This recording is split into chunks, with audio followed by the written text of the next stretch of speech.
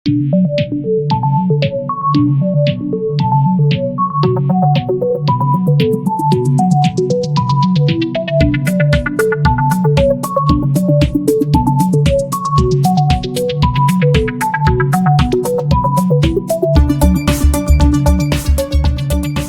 నామంలో తండ్రి దేవుని స్తోత్రాలు. కూడొచ్చిన సహోదరి సహోదరులు పేరు పేరున హృదయపూర్వక వందనాలు.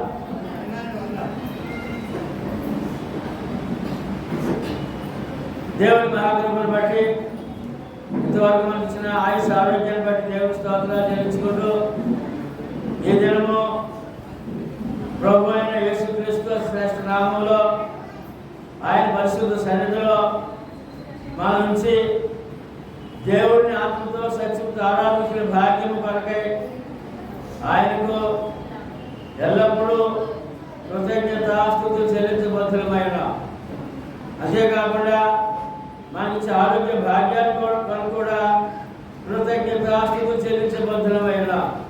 ఏ క్షణం మనకు కాదు, ప్రతి క్షణం ఆయన తోడు, ఆయన దీవెన, ఆయన కాపుదల కావాలి.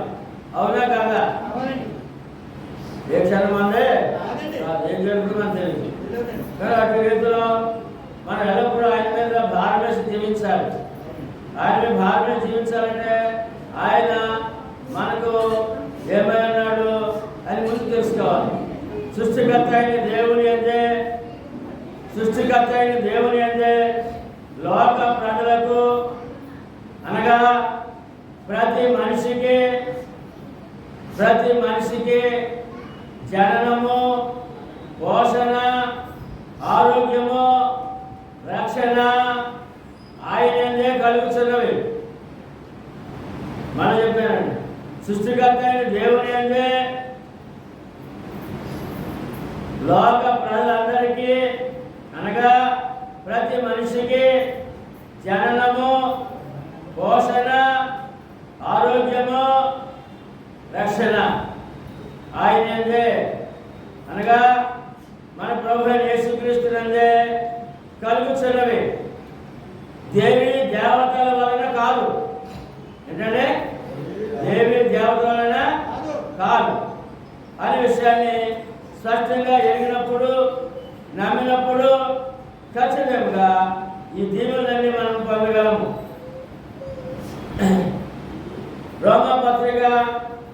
రోమిల రాసిన పత్రిక 1వ అధ్యాయము ఆయన సృష్టికర్తని 18 నుంచి ఈ విధంగా రాయబడింది. దుర్నీతి చేత సత్యమును అడ్డగించే మనుషుల యొక్క సమస్త భక్తిహీనత మీదను, దుర్నీతి మీదను దేవుని పాపము పరలోకం నుండి బయలుపరచున్నది. కనుక సృష్టికర్త దేవుడు అనకుండా జీవిస్తున్న కారణాన్ని బట్టి దేవుని కోపం లోకం మీద ఉందని ఈ వాక్యము సెలవిస్తుంది.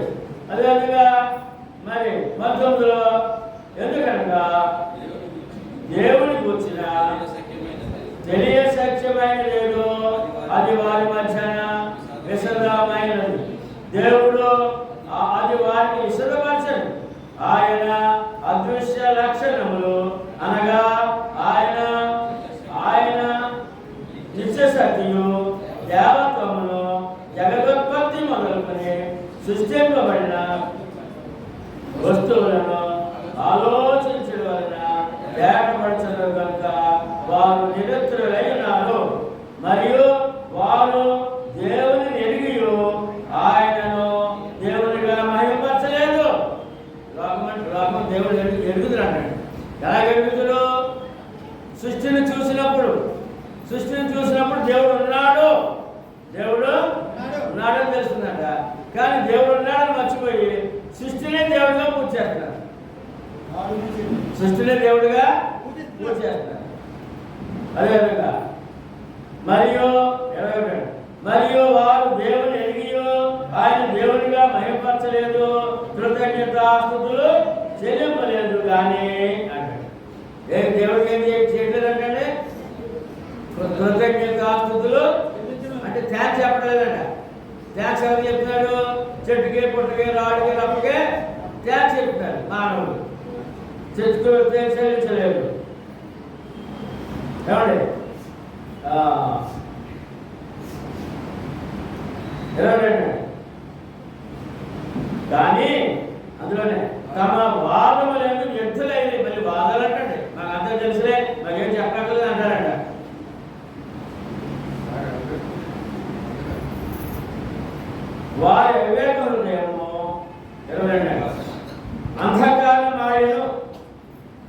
జ్ఞానులు అని చెప్పుకొనసు బుద్ధిహీనులైన వారు అక్షయులకు దేవుని మహిమను క్షయమగు మనుషుల యొక్కయు పక్షుల యొక్కయు చతుష్పాద జంతువుల యొక్కయు పురుగుల యొక్కయు ప్రతిమా స్వరూపములుగా మార్చరే. దేవుడు ఎలా మార్చారండి? పురుగు, పాము, ఏమండి పల్లి, చెట్టు, పుట్ట, రాడు, రప్ప బొమ్మలు చేసుకుని ఏమండి దూడ, నాలుగు కాడు జంతువులు బొమ్మలు చేసుకుని పూజిస్తున్నారట.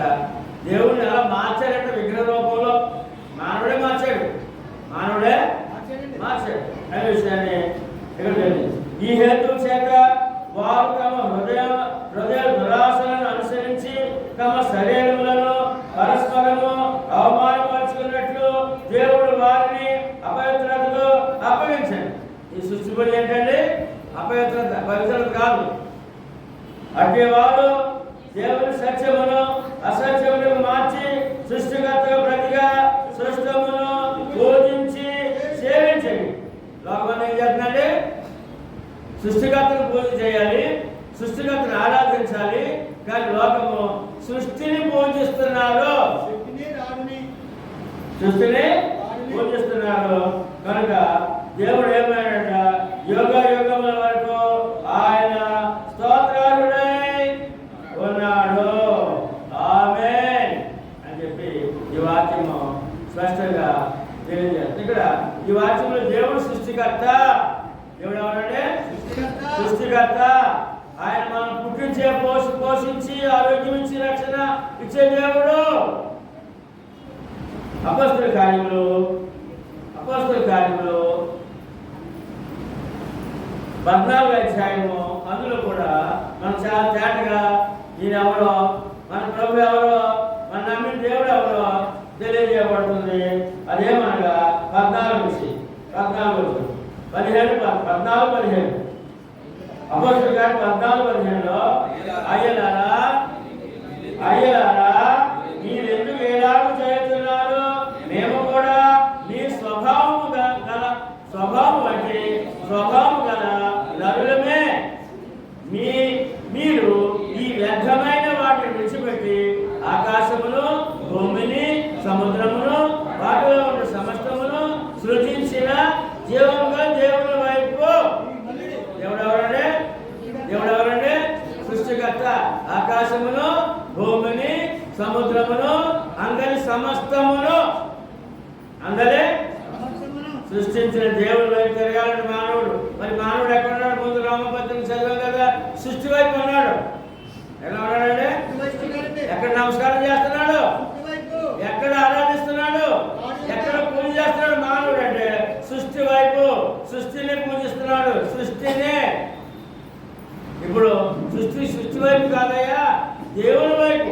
సృష్టికర్త అయినా దేవుని వైపు జరగాలని మీకు సువార్త ప్రకటించుతున్నాము. ఇప్పుడు మానవుడికి సువార్త ఎంత అవుతున్నాడు? ఎంతమందికి? అందరికనే సువార్త ప్రకటిస్తున్నాము అని చెప్తూ ఇంకా చెప్తారండి 16వ వచనంలో, ఆయన గత కాలములలో సమస్త జనులను తమ మార్గములందు నడవనిచ్చెను.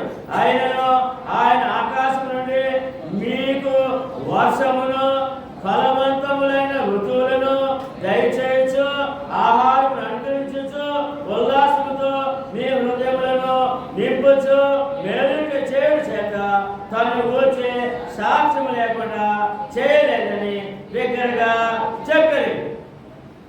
ఏమండి? ఎవరు చెప్పారు? విగ్రహ పూజ చేసే వాళ్ళు చెప్తున్నారు ఇక్కడ సువార్త.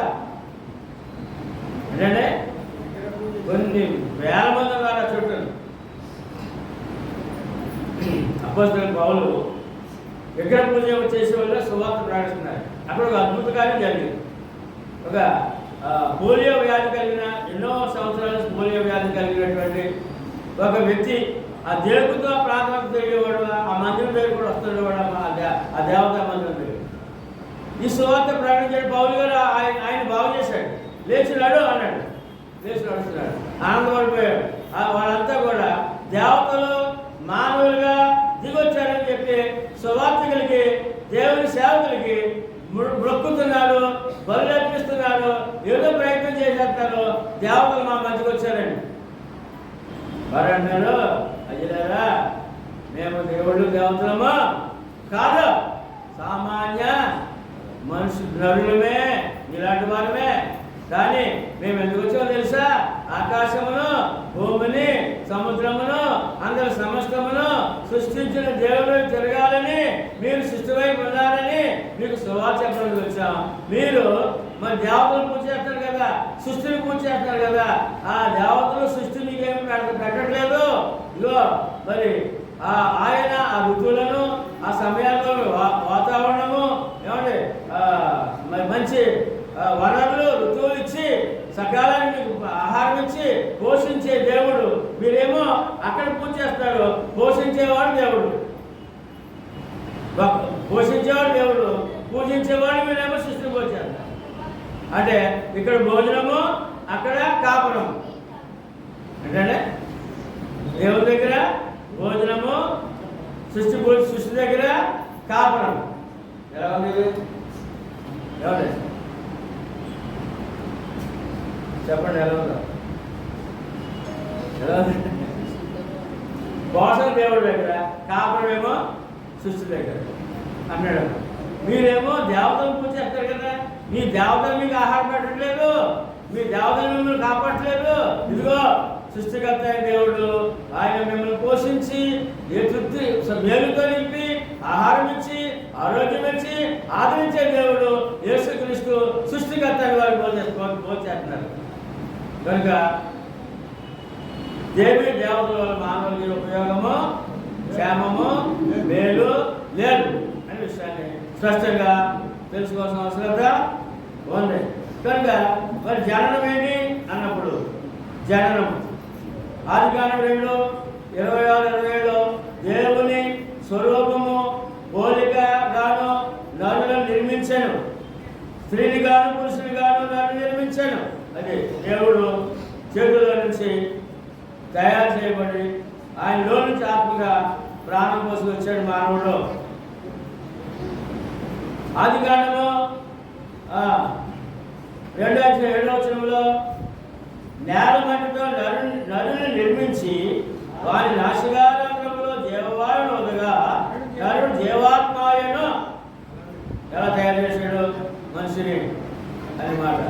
మట్టిలో నుంచి చేతులతో చేసి ఆయనలో నుంచి ఊపిరి ఏమండి మానవుడిని నిర్మించాడు అని ఇక్కడ చెప్పబడుతుంది. 2వ అధ్యాయం ఆదికాండము 21-22 ఆదాముకు గాఢ నిద్ర కలుగజేసి అమ్మని స్త్రీ ఎలా వచ్చింది? పురుషులు మట్టిలో తయారు చేయబడ్డాడు. స్త్రీ ఎలా వచ్చిందంటే ఆదాముకు గాఢ నిద్ర కలుగజేసి అతని ప్రకటనలతో తీసి స్త్రీగా చేసి అతని వ్యర్థము తీసుకొని వచ్చాడు. స్త్రీని ఎలా చేశారంటే, ఎలా నిర్మించారంటే ఆదాము ప్రకటనకు తీసి స్త్రీగా చేసి ఆమె ప్రాణం పోసి ఆత్మను పెట్టి ఆదాముకు అప్పగించారు. అది ఆది దంపతుల యొక్క సృష్టి క్రమము. ఆది దంపతుల యొక్క ఆ యొక్క వారిని నరులు నిర్మించిన విధానము మొట్టమొదటిగా మనము చూస్తున్నాం. మనకి ఆహారం కావాలి కదా, పుట్టించాలి కదా, మరి ఆహారం కావాలి కదా. ఆహారం ఆదికాండము 1వ అధ్యాయము 29-30 ఆహారం పుట్టించి పోషించాలి కదా, పుట్టించినోడు పోషించాలి కదా ఆహారం. ఏమండి ఇదిగో దేవుడు ఇదిగో భూమి మీద ఉన్న విత్తనములిచ్చు ప్రతి చెట్టును విత్తనములిచ్చు వృక్ష ఫలములను ప్రతి వృక్షమును మీకు ఇచ్చి ఉన్నాను, అవి మీకు ఆహారమును. ఏంటంటే ఎన్ని రకాల చెట్లు అండి. ఏమంటే ఆకుకూరలు, కాయగూరలు, పళ్ళు ఇవన్నీ ఎవరు ఏమండి. అంతేకాకుండా భూమి మీద నుండి జంతువులన్నిటికీ, ఆకాశ పక్షులన్నిటికీ, భూమి మీద ప్రాకు సమస్త జీవులకు పచ్చని చెట్లనియో ఆహారములని పలికింది. అమ్మ కూర్చోండి.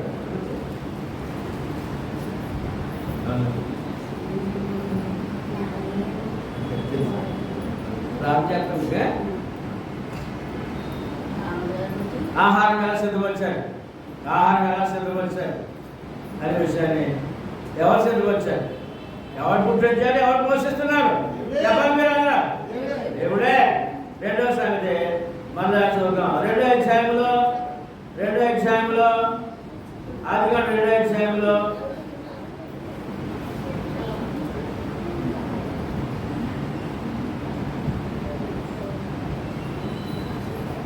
17-16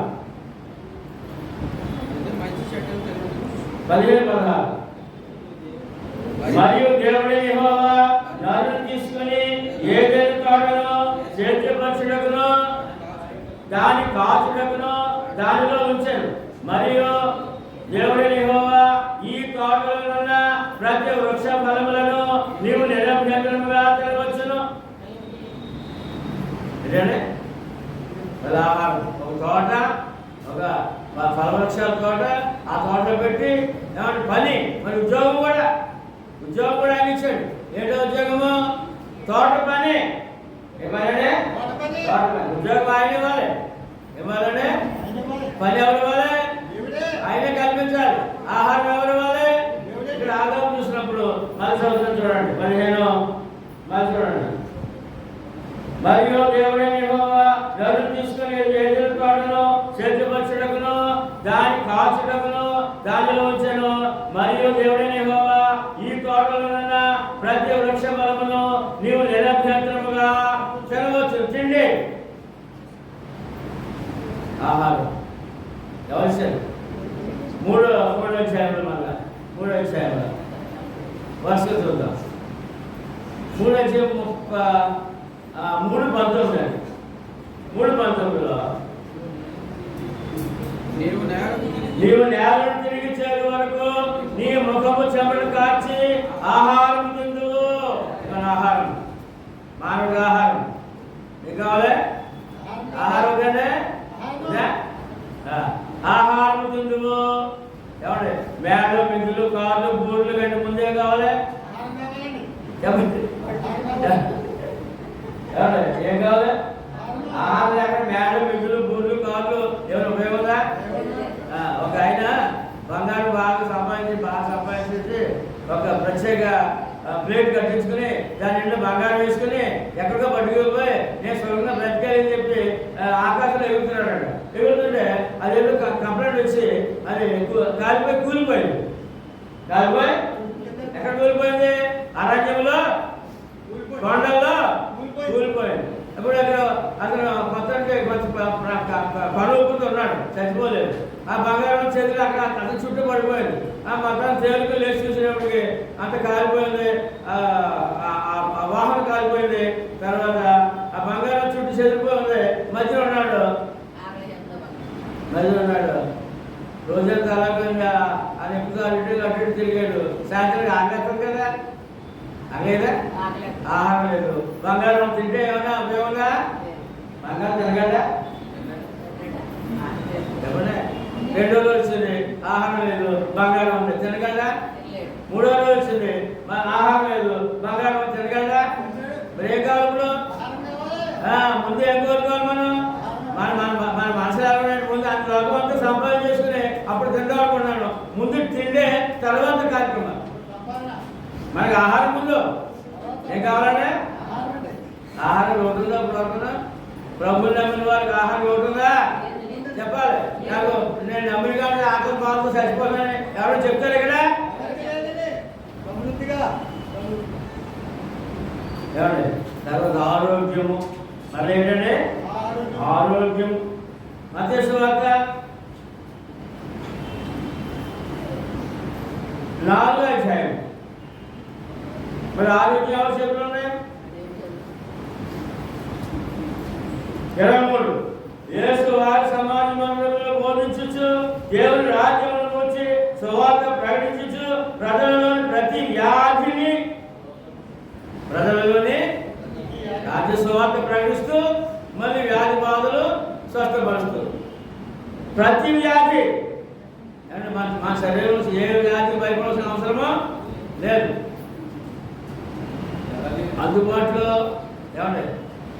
అందుబాటులో ఈవేళ ప్రతి ప్రతి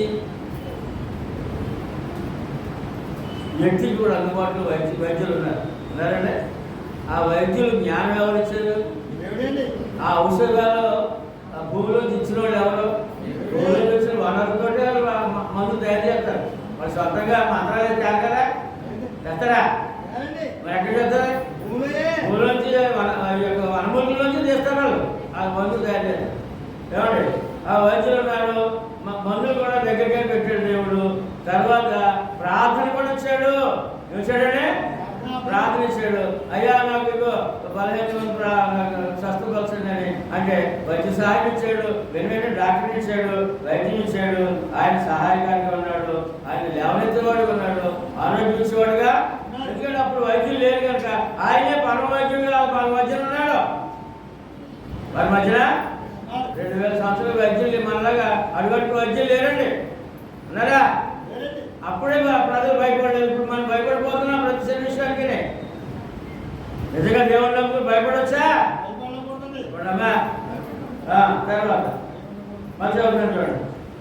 యేసు వారి సమాజ మందిరంలో బోధించు, దేవుని రాజ్యమును వచ్చిన సువార్తను ప్రకటించు, ప్రజలను ప్రతి వ్యాధిని రోగమును స్వస్థపరచు గలిలయంతటా సంచరించాడు.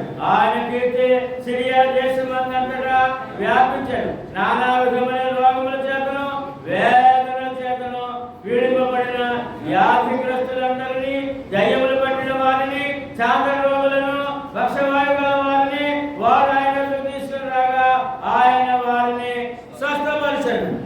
ఎన్ని రోగాలకి రెడీ ఉన్నాడు ఆయన? చెప్పండి, ఎన్ని రోగాలకి? సమస్త మానవ శరీర సమస్త రోగాలకి ఆయన స్వస్థతలు సిద్ధంగా ఉన్నారు. నువ్వు ఆయన నమ్ముకున్నావు కనుక ముందు ధైర్యం ఉండాలి. ఎలా ఉండాలంటే పద్మ గారు ఏమొచ్చింది మీకు? ధైర్యం. ఏమండి కిషోర్ ఎక్కడ మాట మా శైలు ఆ బలం చూసినప్పుడు ఎంత గొప్ప కార్యం చేసిన దేవుడు నా ప్రభు అంటాడే. ఏమండి ఎవరు చేస్తారండి? ఎవరు చేయాలి? పక్కను నువ్వు ఆయన నమ్ముకున్నావు కదా, పరమాత్మను నమ్ముకున్నావు కదా, భయం ఎందుకు అనే విషయాన్ని మనము ధైర్యముగా ప్రయాణం చేసిన వారమై ఉన్నాం. రెండోసారి పుట్టించేవాడు ఆయనే, పోషించేవాడు ఆయనే, ఆరోగ్యం ఇచ్చేవాడు, మరి రక్షణ ఇచ్చేవాడు అలా అని మాట చూసినప్పుడు ఏమండి నోట మరి ఇప్పుడు మరి మానవుడు ఎలా లోకానికి వస్తున్నాడు అంటే కీర్తన 139 13-14 నా తల్లి గర్భమున నన్ను నిర్మించిన వాడవు నీవే. గర్భఫలం ఎవరు ఇవ్వాలి అన్నాడు. నా తల్లి గర్భమందు నిర్మించిన వాడవు నీవే. నన్ను కలుగు చేసిన విధము చూడగా భయమును ఆశ్చర్యమును నాకు పుట్టుచున్నవి కనుక నీకు కృతజ్ఞతాస్తుతులు. మరి మన జన్మించాడు దేవుడు, మానవ జన్మించాడు కదా. అందుకని ముందుగా దేవుడికి ఎల్లప్పుడూ కృతజ్ఞత కలిగి ఉండాలి. జన్మనిచ్చిన తల్లిదండ్రులకు జీవితకాలం కృతజ్ఞత కలిగి ఉండాలి. 2 కారణాలు, దేవునికి ఇటు తల్లిదండ్రులకి ఎల్లప్పుడూ జీవితకాలము బ్రతికినంత కాలము మనం కృతజ్ఞత కలిగి ఉండాలి. ఏముండాలండి? కృతజ్ఞత కలిగి ఉండాలి. అది గొప్ప దేవుడు తల్లి గర్భం నుండి అంటాడు. ఏమండి తర్వాత 22 కీర్తన 22:9-10 నా తల్లి గర్భము నుండి నన్ను తీసిన వాడు నీవే. ఏంటంటే మళ్ళీ ఈయన మంత్రసారి కూడా ఏంటంటే ఎవరు మంత్రసారి అనేవారు ఎవరంటే అవసరపడుతున్న తల్లి ఆ యొక్క బిడ్డ కరెక్ట్ అవసరపడుతున్న మంత్రసారి సహాయం చేసి తీయాలి బయట. నా తల్లి గర్భం తీసిన వాడవు ఇవే. ఇరిమియా ప్రవక్త గురించి మాట్లాడుతున్నాడు దేవుడు. 1:4-5 గర్భములో నిన్ను రూపింపక మునిపే, గర్భములో నిన్ను నిర్మింపక రూపింపక మునిపే నిన్ను నేను ఎరుగుదును. అది నిన్ను నేను మన పుట్టక ముందే ఆయనకి ఎరిగినట్టండి బాబా. ఆయన తెలియని సంగతి ఏమిటి మన గురించి ఉంటారా? గలతీ పత్రికలో అదే మాట పౌలు గారి దగ్గర గురించి వాడుతున్నారు. 1:15 తల్లి గర్భమునందు పడినది మొదలుకొని నన్ను ప్రత్యేక పరిస్థితి అన్నాడు. ఏమంటే తల్లి గర్భంలో లేనప్పుడు ఎరిగిన దేవుడు తల్లి గర్భంలో పడిన మొదలుకొని నన్ను ఎరిగిన దేవుడు అని పౌలు గారు. గర్భంలో పడకముందు ఎరిగిన, గర్భంలో పడినప్పుడు గర్భంలో పడవేంటి అంటే ఆ పురుష బీజం, ఆ విత్తనం ఆ క్షణం నుండి కూడా నిన్ను నేను ఎరుగుతున్నాను. లోపం లేనప్పుడు లోపం లేనప్పుడే నిన్ను నేను ఎరుగుతున్నానని పౌలు గారితో చెప్పబడుతుంది. మరి పుట్టిన తర్వాత ఆ పోషణ ఎదుగుతారు.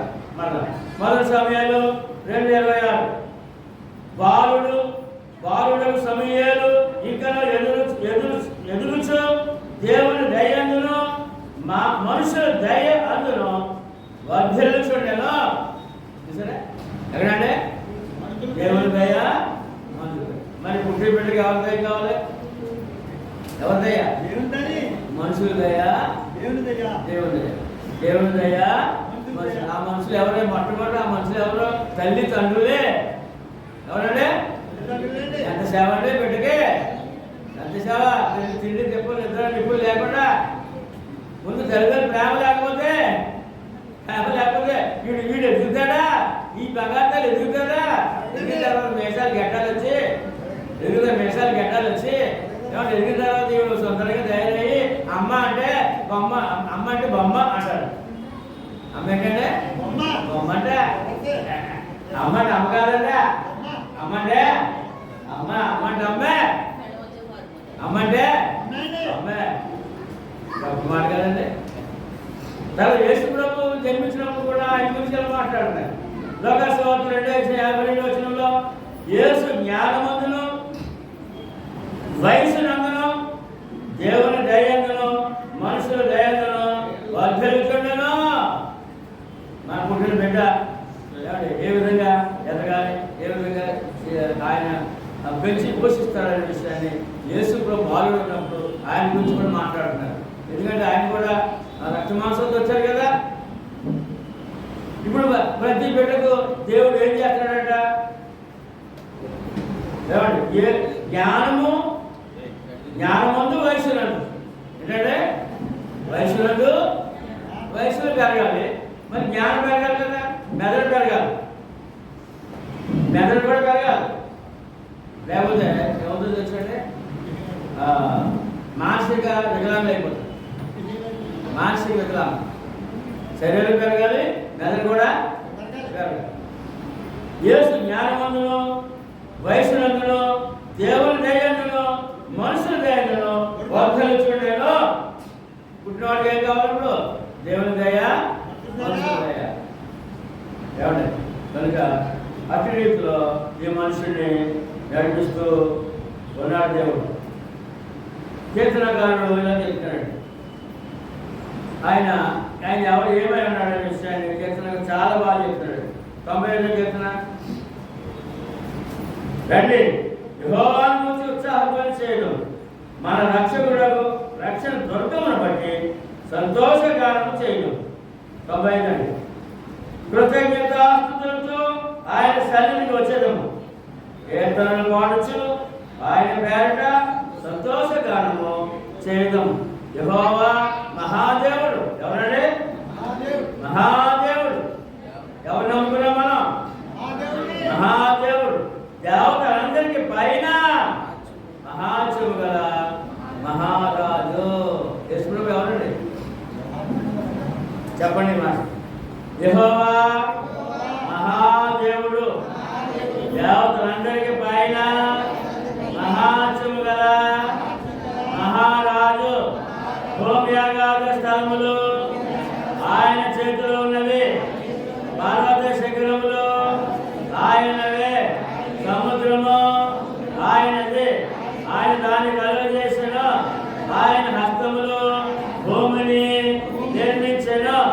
ఆయన మన దేవుడు, మనము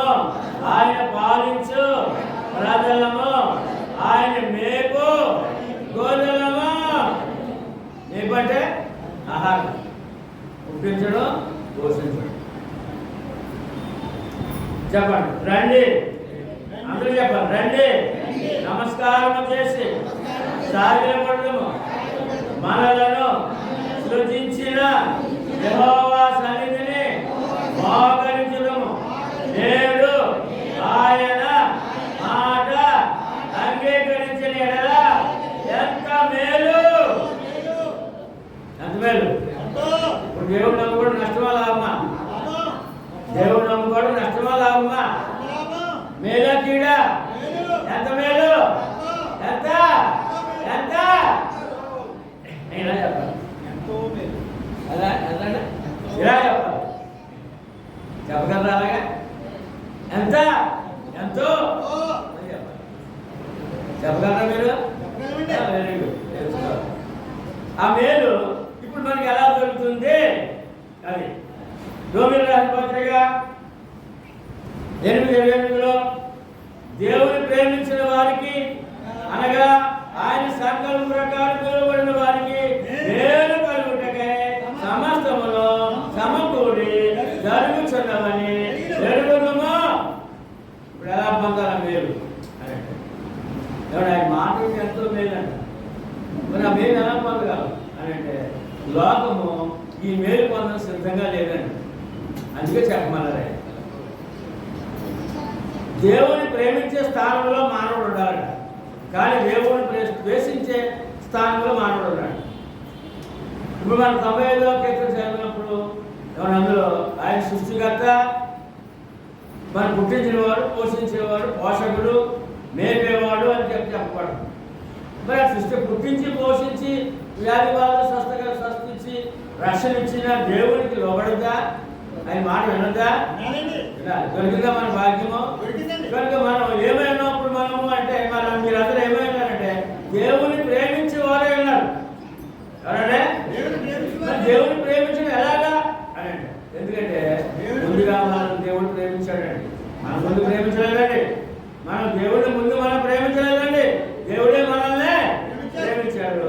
చెప్పండి, దేవుడు లోకమును ఎంతో ప్రేమించాడు కాగా ఆయన తన అద్వితీయ కుమారునిగా పుట్టిన వాని యందు విశ్వాసముంచు ప్రతివాడు నశింపక నిత్యజీవమును పొందుటకు ఆయనను అది ముందు ప్రేమ ఎవరిది? మందా దేవుడుదా? ముందు ప్రేమ ఎవరిదే? మందా దేవుడుదా? దేవుడు. ఆ ప్రేమ ఎంతవరకు వెళ్ళిందండి? ప్రాణం పెట్టినంతగా, ఏంటంటే ప్రాణం పెట్టినంతగా, ప్రాణం పెట్టినంతగా ప్రేమించేవాడు మనకి ఎవరైనా ఉన్నారా? మన కుటుంబాలు ఎవరు ఉన్నారా? వీలైతే ప్రాణం తీశారు కదా. ప్రాణం పెట్టలేదు ఎవరు? చెప్పారు ఎవరు? ప్రాణం పెట్టలేదు ఎవరు? ఆ ప్రేమ ఎంతవరకు వెళ్ళిపోయిందంటే ప్రాణం పెట్టినంతగా. అందుకని దాన్ని ఏమన్నారంటే మన వరకు ప్రాణం పెట్టిన ఆ సంకల్పాన్ని అనగా ఆయన సంకల్పం ప్రకారం పిలువబడిన వారికి ఏంటో సంకల్పం అంటే మన పాపములు కడిగివేసి, తుడిచివేసి, క్షమించి ఆత్మరక్షణ ఉన్నందుకు ఆయన ప్రాణం పెట్టిన ప్రేమను, ఆ సువార్తను ద్వారా నువ్వు పిలువబడుతున్నావు. ఆ సువార్తను లోబడితే దేవుని ప్రేమించిన లెక్క. సువార్తను లోబడిన వారే దేవుని ప్రేమించిన వారు. ఇప్పుడు మనం ఎవరు చెప్పండి? మనం దేవుని ప్రేమించేవారమా ద్వేషించేవారమా? మరి ఏం జరుగుతుంది ఇప్పుడు? ప్రేమలో మేలు కలుగుతుంది. ఏం కలుగుతుంది? కీడు ఉండదు. ఇక్కడ కీడు లేదు. కీడైన మాటకి అవకాశము లేదండి. ప్రేమించిన మేలు కలుగుతాయి సమస్తమును సమకూడి జరుగుచున్నవని ఎరుగుదుము. ఏంటంటే మేలుగా కీడుగా పిలుస్తారు. మేలుగా కదా. మరి నీకు కావాల్సిన ఎవరు సమకూర్చాలి? సమకూడి అన్నమాట. నీకు భక్తులు కావాల్సిన, భక్తులు అనే మాట వచ్చినప్పుడు బిడ్డలు, దేవునికి పిల్లలు, దేవునికి పిల్లలు. మరి వారికి అన్ని సమకూర్చాలి కదా. చిన్నపిల్లలు అనుకోండి, బుడిబుడు అడుగు వేసిన పిల్లలు అనుకోండి, పిల్లలు అనుకోండి, ఆయన వెళ్ళి ఉద్యోగం చేసుకుని సంపాదించుకుని ఒడుగు తింటాడా? సంవత్సరం పిల్లడు మరి ఎవరు చేయగలుగుతారు?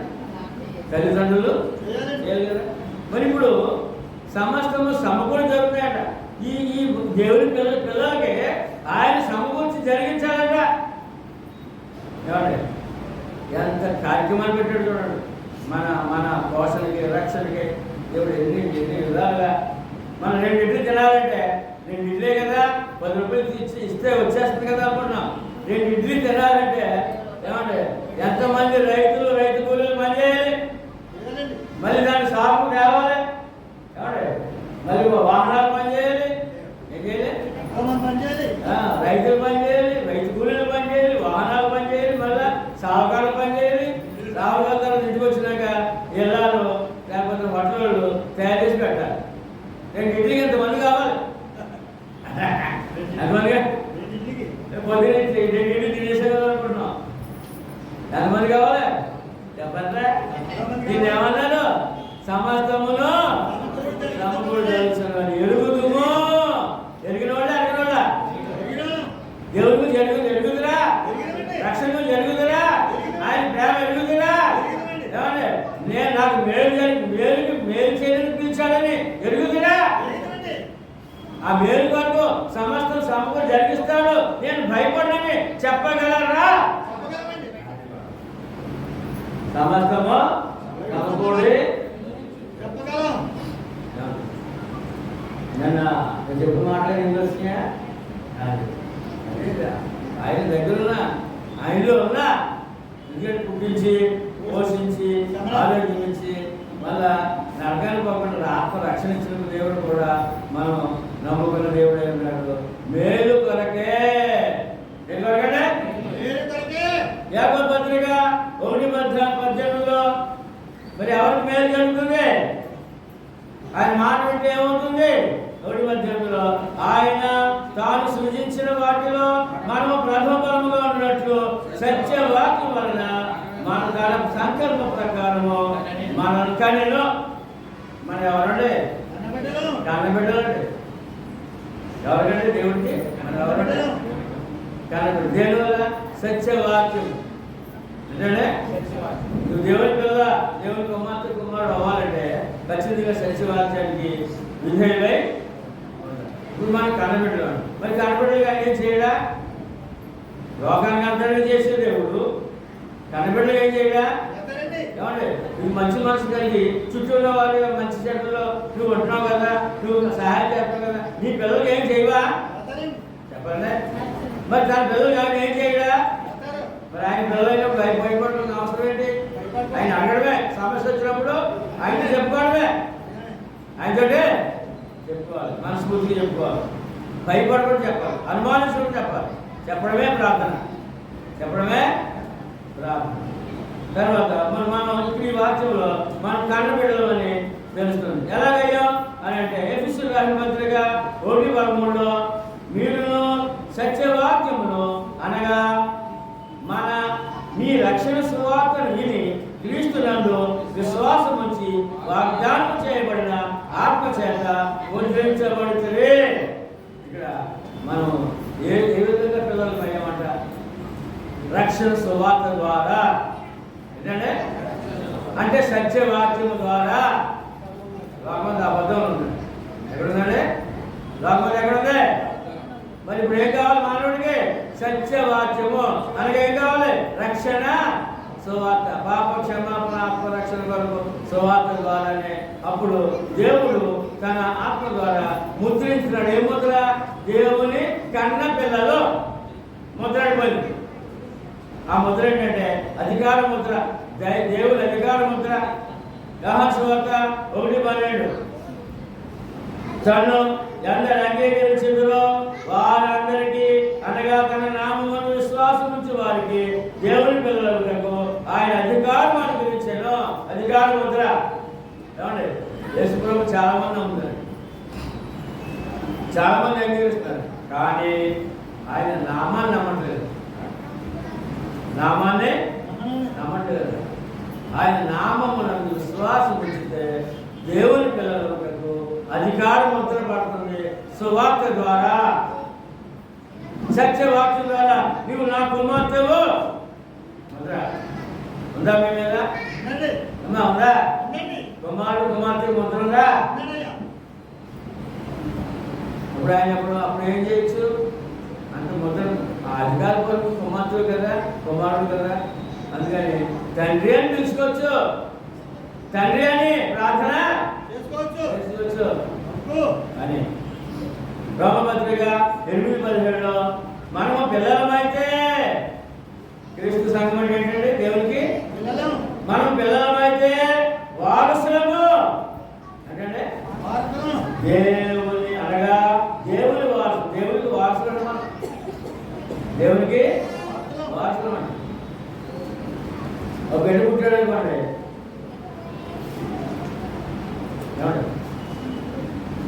ఇంట్లో బిడ్డ పుట్టాడు అనుకోండి వారసుడు అంటారు. ఏమంటారంటే వారసుడు వచ్చాడు, ఏ కుటుంబంలో పుడితే ఆ కుటుంబంలో తల్లిదండ్రులు లేదా బంధువులు అంటారు. వారసుడు వచ్చాడు ఎవరంటే ఇప్పుడు ఏకంగా దేవుడికే వారసురాలంట, వారసుడు అంట. ఏముంది దేవుడి దగ్గర ఏమి లేదా చెప్పండి, ఏమి లేదా? లోకమైందే పరలోకం కూడా అయిందే, లోకమైందే పరలోకము అయితే. అయితే ఇక్కడ అదే మాట్లాడినాడు, మనం పిల్లలమైతే వారసులము అనగా దేవుని వారసులము, క్రీస్తుతో కూడా మహిమ పొందుటకు ఆయనతో శ్రమ పడిన క్రీస్తుతోటి వారసులము. ఎవరంటే యేసుప్రభు కూడా, యేసు కూడా దేవుడే ఉన్నాడంటే ఏమంటే దేవుని కుమారుడు. ఆయన పరలోకం కూర్చున్నప్పుడు ఇప్పుడు ఆయన ఎక్కడున్నాడంటే పరలోకంలో ఉన్నారు. ఏమంటే దేవుడు ఆ ప్రభుత్వం కూడా వారసులు అవ్వాలంటే నువ్వేం జరగాలంట? భూలోకంలో మానవుడు దేవుని పిల్లలు అవ్వాలంట. దేవుని పిల్లలు అంటే ఏం కావాలంట? రక్షణ స్వార్థ ద్వారా నువ్వు లోపడాలంట. దొరికిందా మనకే? దొరికింది కదా. మరి ఇప్పుడు ఎవరికి వారసులయ్యో? దేవుడికి వారసులయ్యమా? ఎవరితో వారసత్వం? క్రీస్తుతో. ఆయన ఎక్కడ కూర్చున్నాడో, ఎక్కడ ఆయన పరలోకంలో ఎక్కడ ఆ యొక్క గొప్ప స్థలంలో ఆయన ఉన్నాడో అక్కడ మన చోటు. అంటే పరలోక ఆస్తికి వారసులము. ఎందుకంటే ఇక్కడ ఆస్తి కొంతకాలం అనుభవించగలం, ఇక్కడ ఆస్తి కొంతకాలమే అనుభవించగలం. ఇక్కడ కూడా మనకు కావాల్సిన ఇస్తా ఉన్నాడు ఆయన, పిల్లలు కదా. తర్వాత శాశ్వతంగా అనుభవించి ఆస్తి అంటాడు, అది యుగ యుగాలు అనుభవించి ఆస్తి అంటాడు. అది అదే నిత్య జీవము, పరలోకము, యేసుక్రీస్తుతో వారసులం. ఎవరంటే ఎంత భాగ్యం చూడండి, అంత భాగ్యం ఉన్నామండి. ఏమండి 2 కొరింథీయులకు 5:1 భూమి మీద మన గుడారమైన ఈ నివాసము శిథిలమైపోయినను చేతి పని కాక దేవుని చేత కట్టబడినది నిత్యమైన నివాసము పరలోకమందు మనకున్నదని ఎరుగుదము.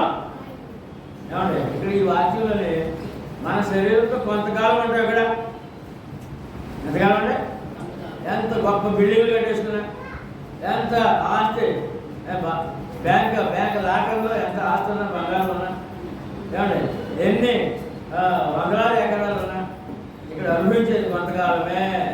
ఎంతకాలం అంటే కొంతకాలం. మన దేహము, మన ఆత్మకు గుడారము, ఈ గుడారం శిథిలమైపోతే ఇలా విడిచిపెట్టే రోజు ఒకటి ఉంది, ఈ శరీరం పట్టుకెళ్ళిపోయే రోజు ఒకటి. మరి ఆత్మ మిగిలింది కదా, ఆత్మ నిత్యము. మరి ఆయన పిల్లలైతే ఆయన నివాసం ఎక్కడంటే నిత్య నివాసము, అక్కడనే పరలోకములో నిత్య నివాసము. దేవుని కట్టిన ఆ పట్టణము, ఆ ఇల్లు నీకు కావాలంటే ఇక్కడ భూమి మీద వారసుడై ఉండాలి. వారసుడై దొరికిందా వారసత్వం? ఇప్పుడు ఆయన తండ్రినా, మన పిల్లలమేనా? పరలోకంలో చోటు ఉందా? ఈ మాట భూమి మీద ప్రభువులు వాగ్దానం చేశారు.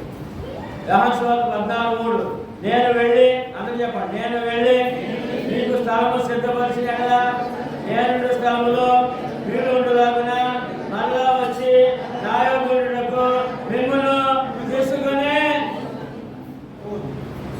ఎక్కడికి నాయకుడే నేనుండే ఏంటంటే నేను దొరికిందా? పట్టుకున్నావా? వదిలేద్దామా? ఎంత స్పీడ్ చెప్పారు కథం మీద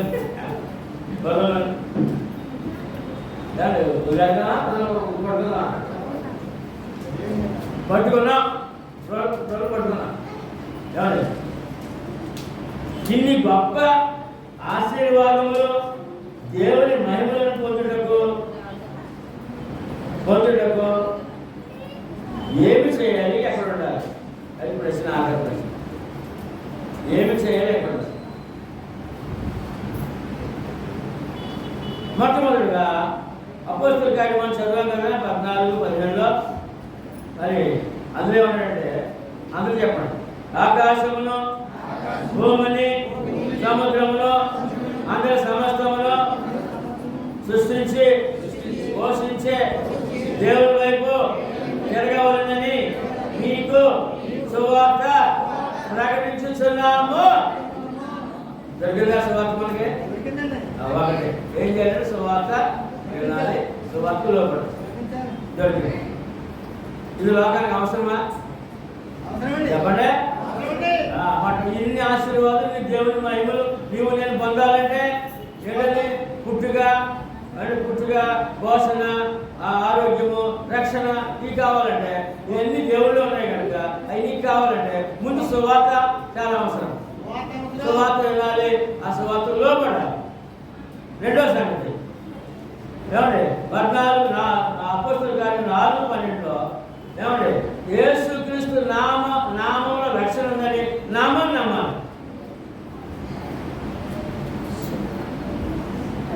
చదువుతారా వాక్యం? అపోస్తలుల కార్యములు 2, అందరూ చెప్పండి మాట.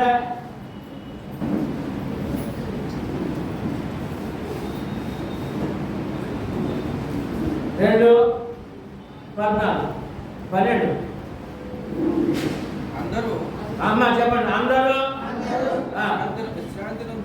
14-4-12 అండి. మరి ఎవరు చెప్పండి అమ్మ. మరి ఎవరి వలనను రక్షణ కలుగదు, ఈ నామమునే మనము రక్షణ పొందువారమై ఉన్నాము. ఆకాశము క్రింద మనుషులలో ఇయ్యబడిన ఏ నామమున రక్షణ పొందలేము అనెను. ఆకాశం క్రింద అనేక నామాలు ఉన్నాయండి. ఏ నామంలో మానవుడు రక్షణ? ఏ నామంలో ఉందా రక్షణ? క్రీస్తు నామంలో. అంటే యేసుక్రీస్తు సువార్త వినాలి, లోబడాలి, ఆయన నామంలో బాప్తిస్మము రక్షణ పొందిన వాడు ఎక్కడ ఉండాలి? రోమపత్రిక 16-16లో అందరూ చెప్పండి. క్రీస్తు సంఘములన్నీ మీకు వందనములు చెప్పుతున్నారు. ప్రపంచంలో ఎక్కడన్నా భక్తులు, ప్రభు భక్తులు క్రీస్తు సంఘ సభ్యుడే ఉండాలి. ఏ సంఘం అండి? మరి మీరు ఏ సంఘం? మీరు ఏ సంఘ సభ్యులు? బైబిల్ చెప్తుంది తర్వాత నామము, ఆ నామములో రక్షణ పొందిన వాడు క్రీస్తు సంఘ సభ్యుడై ఉండాలి. నారాయణ గారు దొరికిందా? ఎవరు మీరు? క్రీస్తు సంఘ. ఒకసారి ఆవిడ బలహీన వచ్చిందండి. ఆసుపత్రిలో వైద్య సహాయం పొందుతుంది. ఎవరు పెద్ద ఆయన వచ్చి ఆమె పలకరించి వచ్చాడు. పలకరించారు వచ్చి అమ్మాయి అంటే నేను ఎంతో నమ్ముకుని గొప్పగా చెప్తున్నాడు. ఆవిడ అంటుంది అంటే నేను క్రీస్తు సంఘ సభ్యురాలండి అన్నాడు. అంటే ఆయన మసాగోడు వచ్చి నేను దేశంలో గొప్పవాడమ్మా నమ్ముకో నీకు ధైర్యంగా అన్నాడంట. నేను క్రీస్తు సంఘ సభ్యురాలండి అని చెప్తున్నాను. ఏమంటే సువార్త వినాలి, లోపడాలి, ఆయన నామంలో రక్షణ పొందాలి, క్రీస్తు సంఘంలో సభ్యులుగా ఉండాలి. అప్పుడు ఎఫెసీ 5:27 మహిమగల సంఘముగా. మహిమగల సంఘములో ఎక్కడ మహిమను వెతుకోవాల్సిన అవసరమో కాకుండా ఈ పుట్ట అక్కడ ఇక్కడ ఎక్కడ మహిమ వెతకాల్సిన అవసరమో లేదు. క్రీస్తు సంఘమే మహిమగల సంఘము. ఎక్కడున్నారు మీరు? ఎక్కడున్నారు? చెప్పాలి. వేరు ఎక్కడున్నారు? మహిమగల సంఘములో. ఎవరు నమ్ముకున్నా ఎఫెసీ 5:30 మనము క్రీస్తు శరీరమునకు అవయవమై ఉన్నాము కనుక అలాగే క్రీస్తు కూడా సంఘమును పోషించి సంరక్షించుచున్నాడు. మహిమగల సంఘములు ఉంటే క్రీస్తు రక్షకుడిగా పోషకుడిగా ఉన్నాడు. భయమేంటిగా క్రీస్తు సంఘంలో సభ్యులు ఉన్న వారికి క్రీస్తు రక్షకుడిగా పోషకుడిగా ఉన్నాడు. భయమేమి లేదు. నిజంగా నమ్మితే, నిజంగా నేను క్రీస్తు సంఘ సభ్యురాలని నారాయణ గారు చెప్పగలిగితే భయమేమి. ఎందుకంటే రక్షకుడు పోషకుడు ఎవరంటే రక్షకుడు పోషకుడు. ఎందుకంటే పిలిపి పత్రిక 4:10 అందరూ చెప్పండి. కాగా దేవుడు తన ఐశ్వర్యం చొప్పున క్రీస్తు యేసునందు మహిమలో నీ ప్రతి అవసరము తీర్చును. మహిమగల దేవుడు అన్నామండి. యేసుప్రభువు ఎవరండి? మహిమగల దేవుడు అండి. మీరున్న సంఘం ఏంటండి? మహిమగల సంఘం అండి. ఏమండి మీకు దొరికిన సువార్త ఏంటండి? మహిమగల సువార్త అండి. ఎంత గొప్ప మహిమలో, మహిమగల సువార్తలో, మహిమగల నామంలో, మహిమగల దేవుళ్ళు, మహిమగల సంఘంలో ఉన్నప్పుడు భయమేమి. ఆత్మకి భయం లేదు, శరీరంగా కూడా ఆత్మగా నాగం లేదు. శరీరానికి కాపుదల జీవితకాలము 70, 80, 90, 100 సంవత్సరాలు ఎంతకాలం నీకు ఆయుష్ ఇచ్చాడో అంతకాలము నీకు తోడుగా ఉంటాడు ఆయన. ఎలా ఉంటాడంటే తోడుగా ఉంటాడు. శరీర బలహీనతలు ఉన్నాయి, దానికి కూడా ఆయనే స్వస్థపరిచేవాడుగా ఉన్నాడు. కనుక మన పాఠం ఏంటంటే సృష్టికర్త అయిన దేవుడు మానవులను, మనిషిని పుట్టించేవాడు, ఆయనే పోషించేవాడు, ఆరోగ్యం ఇచ్చేవాడు, రక్షణ ఇచ్చేవాడు ఆయనే. చదువుకున్నాం, ధైర్యం ఉందాం. ఈ మాటలు హృదయంలో దాచుకుని క్షేమంగా, ధైర్యంగా, ఆనందంగా ఆయన సేవ చేసుకుందాం. మీ అందరికీ ఉన్నా.